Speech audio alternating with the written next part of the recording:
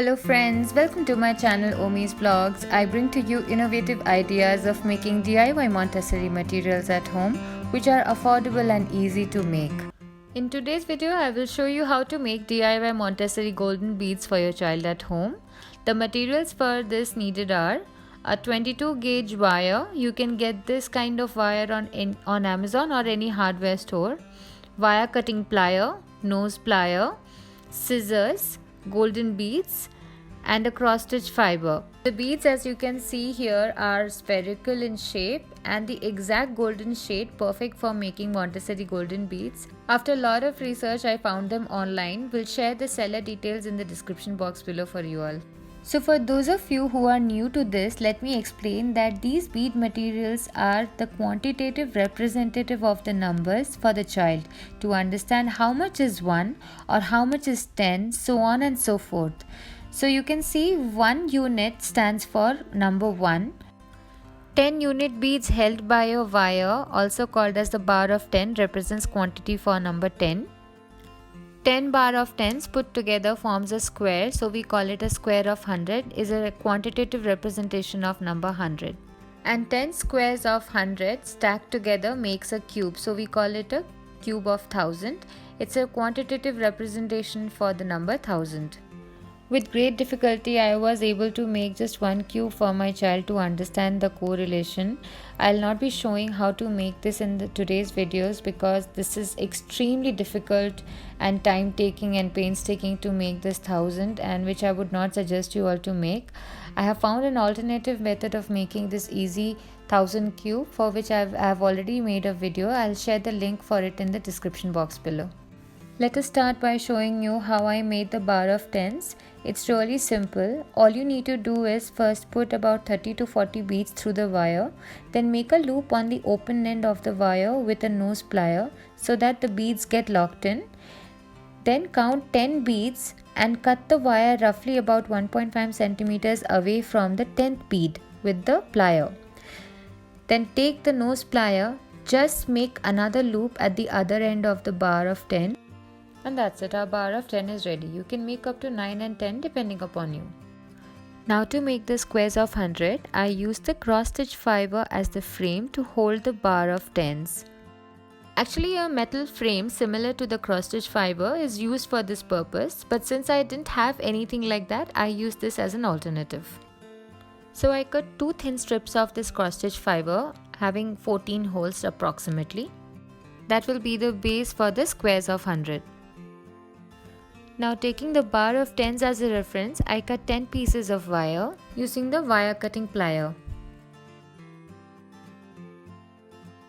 Then we start by making a loop on one end of all the 10 wire pieces so that they don't come out while putting beads in them. After that, we put 2 wire pieces through the cross stitch fiber, keeping a little distance between them so that the beads sit correctly. Then one by one we put 10 beads into the first wire. Once we are done putting all the 10 beads, we stop and we cut excess wire, leaving 1 centimeter wire to make the loop. Then we take the second cross stitch fiber strip that we had cut and put it through the open end of the wire, and finally make a loop and lock it. Similarly, we put 10 beads in the second wire. Once after we put the 10th bead, we will pull the loop of the wire a bit down and then put it through the cross stitch fiber on the other end.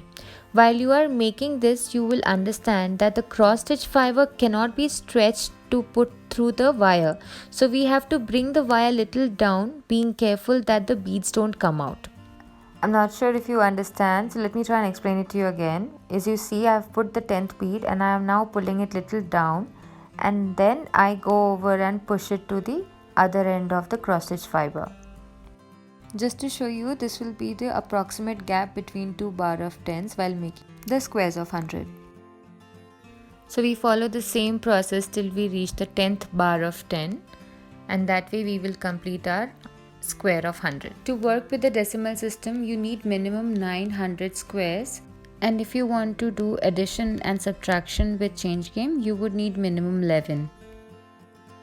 So now I am putting the 10th bar of 10. Once we are done putting all the 10 bar of 10s, we will now do the finishing touches. So if you see there are some extra fiber protruding out from the square of 100, we can trim them off. Make sure you don't trim it too close to the beads, or with usage the holes in the cross stitch fiber might enlarge and won't last long. I went ahead and trimmed a little bit more till I was satisfied, and this is how my 100 squares came out finally. Now since we have put so much effort in sourcing the materials and making these wonderful golden bead, we must store them in a secure place which makes it easy to handle each time you need them, and also they will last long. I had this nice wooden box lying in my house for a very long time, and to my surprise it turned out perfect to store these bead materials. It has a long compartment, a medium and a small compartment.